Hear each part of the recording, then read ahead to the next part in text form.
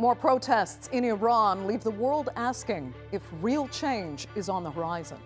A currency collapse further challenges Iran's fragile economy, bringing thousands to the streets. But are demonstrators demanding reform or revolution? I'm Andrea Sankey, and today's Newsmaker is Iran.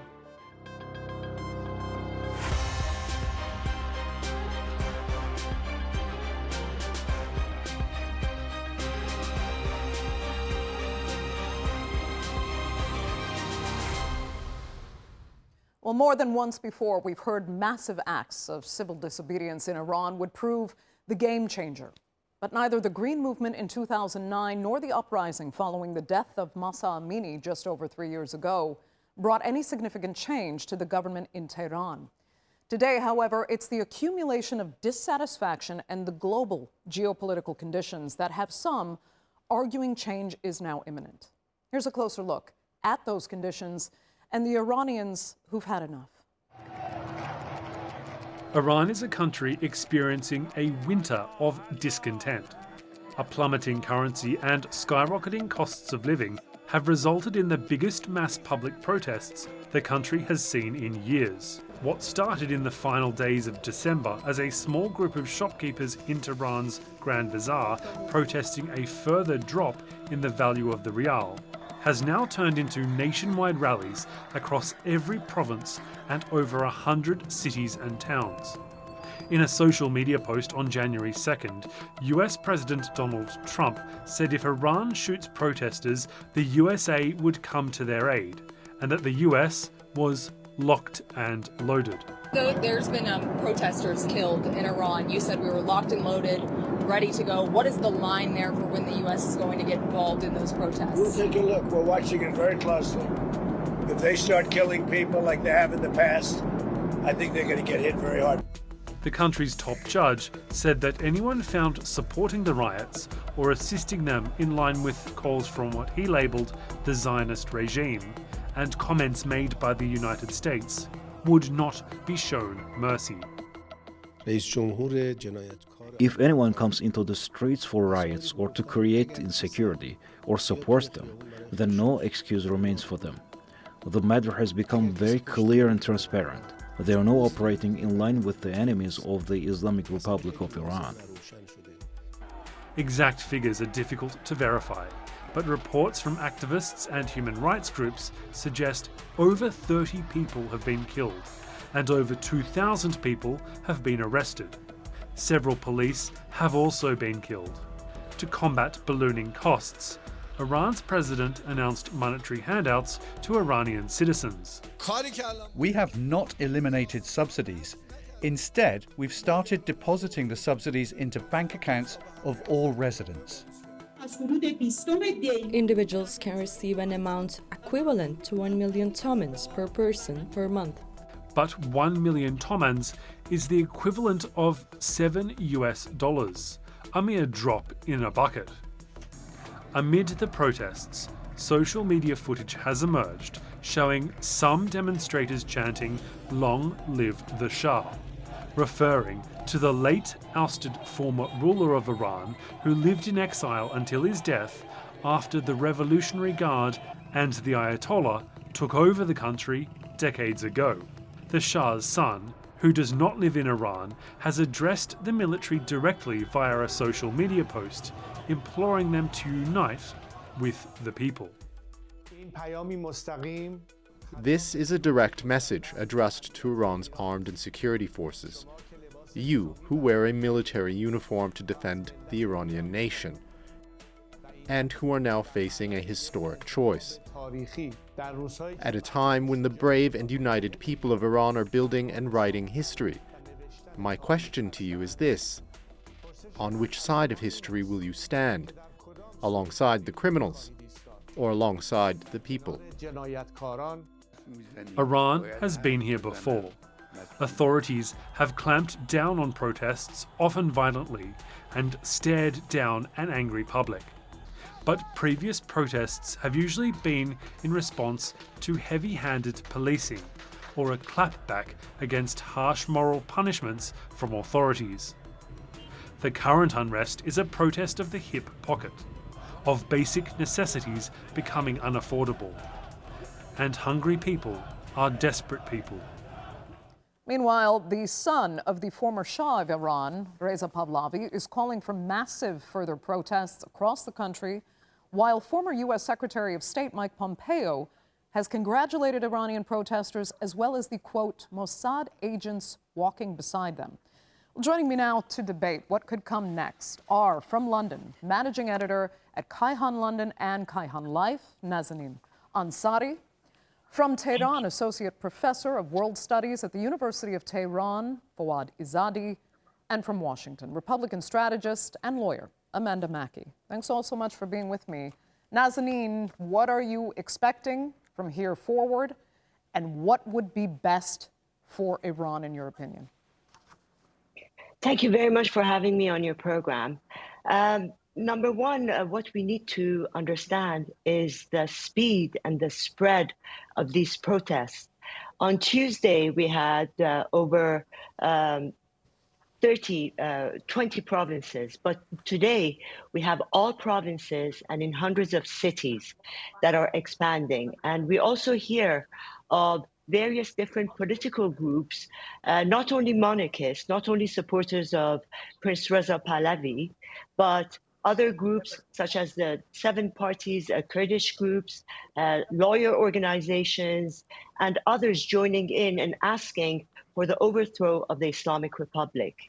And what is very significant this time to the other previous demonstrations is that this demonstration, this protest, has a leader, and that is Prince Reza Pahlavi, who has extended his arms for cooperation, his hands for cooperation to all groups that are opposing the Islamic Republic. And what we understand and what we see on the ground in Iran are people chanting Javid Shah, long live the king, not necessarily as all of them are monarchists, but it has become the single slogan that is connecting these protests together.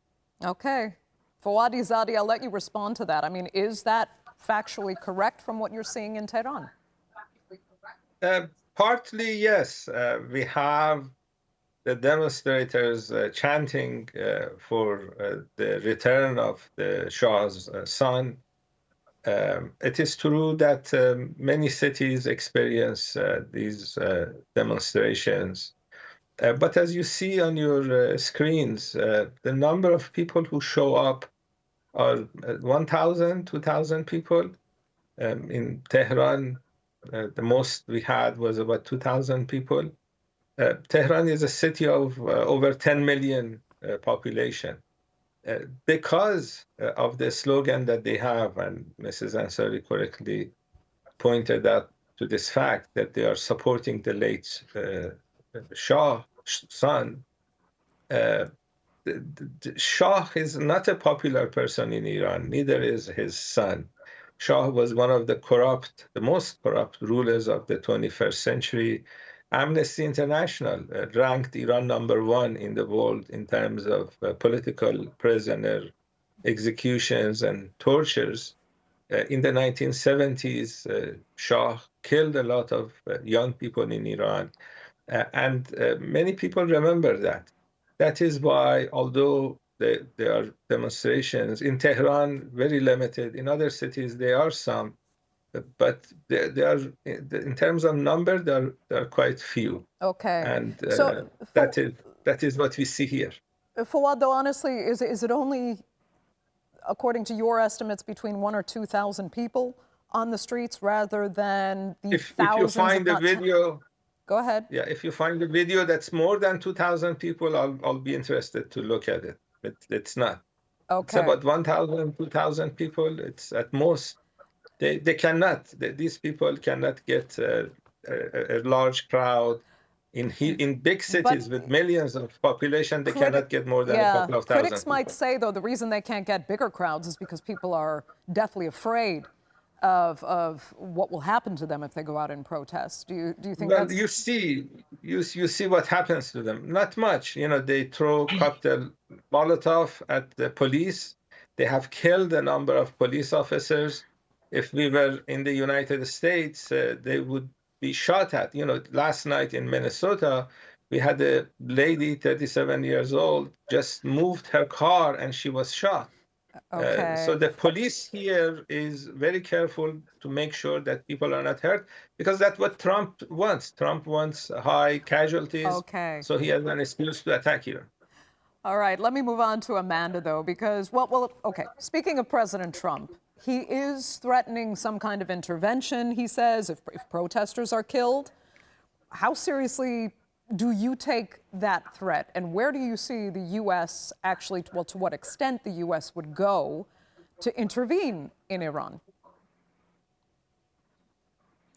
Well, I take President Trump at his word, but there's still a huge gap between getting from where we are right now with protesters being killed. We've had 36 so far, as the estimates that I've seen this morning, to where America would intervene or Israel would intervene. So I think it's hard to say. I think in gesture, President Trump is certainly flexing and saying we stand with the protesters, unlike during the Green Movement in 2009, where President Obama did not stand with the protesters. I think President Trump is trying to distinguish himself in that sense and saying that we stand behind you. Certainly, it helps to see all this attention in the United States being put on these very brave protesters. But the reality is that what Professor Fouad says is not necessarily the case when you see what they do and how they are brutal and torture people in the streets. We've seen these videos of what the Revolutionary Guard does.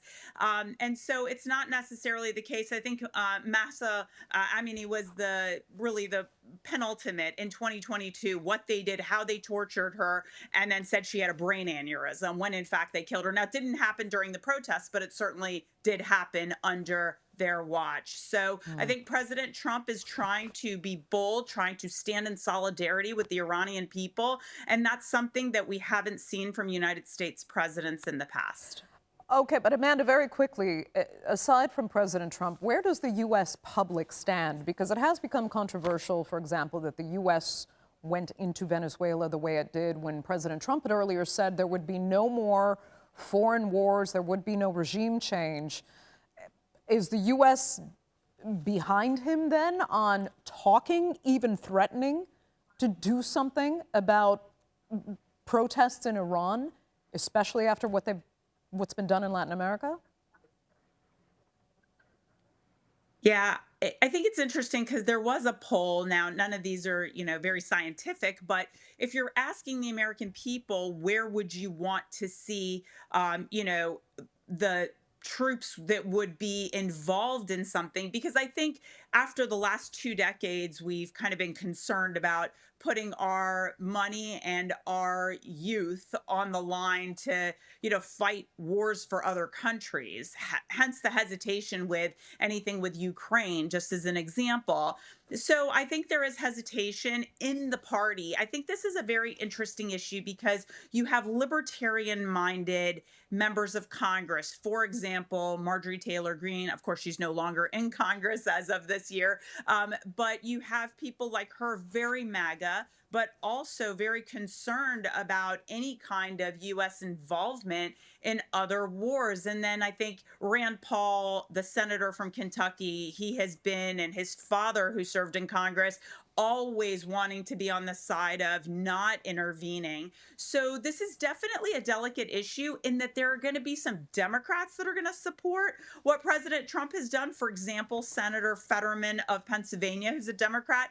But then there's going to be some Republicans that don't support what happens. Okay. But the overarching message from the administration is we have to do this in order to break down what Iran and China and Russia are doing in Venezuela, for example, with Venezuela. And so I think this is a broader picture issue. Okay. Well, let me ask Nazanin, though, if you think genuinely the Iranian public, including these protesters, would welcome U.S. and by default, many would argue, Israeli intervention in their country, or do you fear it because Israel is no friend of Iran, and even those who oppose the regime in Tehran don't necessarily want Israel stepping anywhere in their country. And here we have Mike Pompeo saying that Mossad agents are walking alongside them right now. Is this a good thing for the cause of the protesters that you feel want this revolutionary change to bring the son of the Shah back to Iran? Certainly, Prince Reza Pahlavi has stated in his recent interviews that he does not want any, he's not welcoming any foreign intervention in Iran. But that's not to say that it's a matter of fact that the Israeli generals and everybody else are saying that, are comparing the IRGC to a Swiss cheese. They have infiltrated so much. So it is a matter of fact that the Islamic Republic was unable to really protect the skies of Iran for more than a few hours. And more than 20 of their commanders were killed in the 12-day war. But if I may just point out a couple of other points to Mr. Fuad's intervention. Iranians know the track record of the Pahlavi monarchy before the revolution, as far as economy was concerned and as far as human rights is concerned. I mean, if you look at the track record of the Islamic Republic, only in the past year, there were 1,922 executions in 2025, which was more than twice the number of the previous year. And on another note, there was also basically a survey done by the Iranian Student Polling Agency, which operates under the Supreme Council of the Cultural Revolution, that indicated that the public dissatisfaction with the country situation has reached more than 92%. Now, what we are seeing is defections from the military, from the police, from the bureaucracy, because they know after 46 years of Islamic Republic rule, what we have is only corruption, mismanagement, misprioritization of the national interest of the country. Whereas, the soldiers in Iran, the IRGC, Basij, are paid less than half of what the money is being sent to Hezbollah fighters, to the fighters, to Iran's proxies in Iraq, also to Hamas. So they do compare, and they see that there is not only all of these bravado expressions has not really succeeded on the ground, but like the Islamic Republic, the fear has changed sides from the people to the regime leaders at the moment. Okay, Fawad Izadi, let me ask you this then. If there are many Iranians even supporting the government, why aren't they taking to the streets in support? Why aren't they protesting against these U.S. threats of intervention, the sanctions, as well as, you pointed it out originally, Mike Pompeo and Mossad being present? I mean, they have more reason then to be out in the streets right now than anybody in support of their government, but we're not seeing them there. Two reasons. One, these protests, as I said, are not serious. They're few in numbers. As you correctly pointed out, although people may be suffering because of U.S. economic sanctions that are brought on Iranian people through Israeli lobby money, the people in the U.S. Congress vote against Iran because they get paid for it by the Israelis. And the guy that visited Netanyahu in the middle of a genocide wants to come back to Iran. And I don't think he will come back to Iran. He's going to be another Maria Machado. Until last week, Trump was saying that the Venezuelan lady won the elections. Today, he says that she doesn't have support and she doesn't have respect. This is exactly what Reza Pahlavi has in Iran. No support, no respect. These are not serious demonstrations. As you see in your pictures, people are just marching without much hesitation. When they attack police, they may get a tear gas, but generally not much is happening. And another reason that people don't don't need to come. We have something called Friday prayers. So before Friday prayers, after Friday prayers, the more religiously inclined people march. People are not happy with what Trump is trying to do. Trump is trying to repeat Libya in Iran. They are bringing in the devices inside Iran, weapons inside Iran with Mossad agents, as they're saying today. This is not what they were saying in previous times. Yeah. But Mossad agents are in Iran.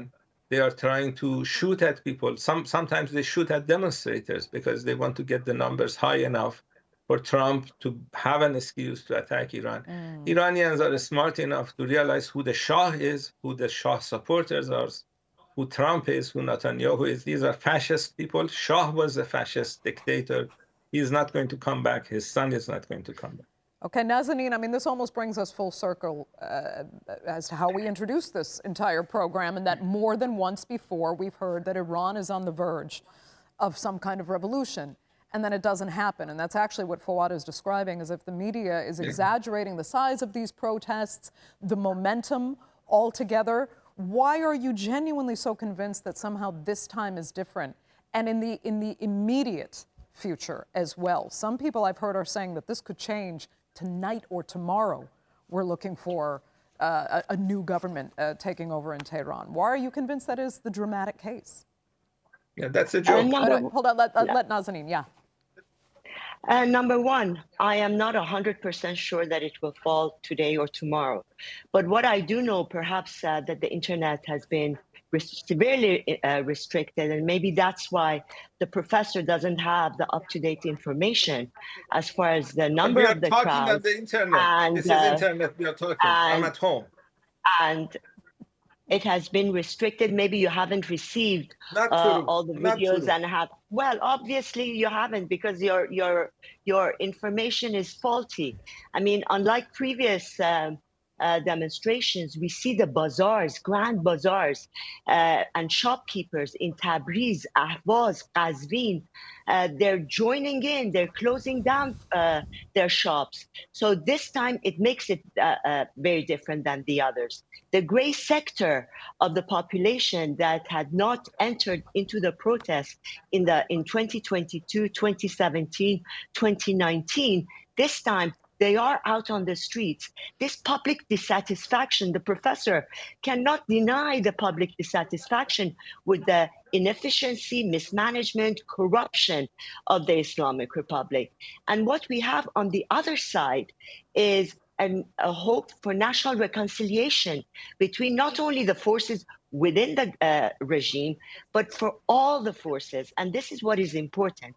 And what we also have this time that we didn't have the previous times are the number of the law enforcement officials and police officers that are, sending us messages saying that they will. And we have seen in certain cities that they have laid down their arms.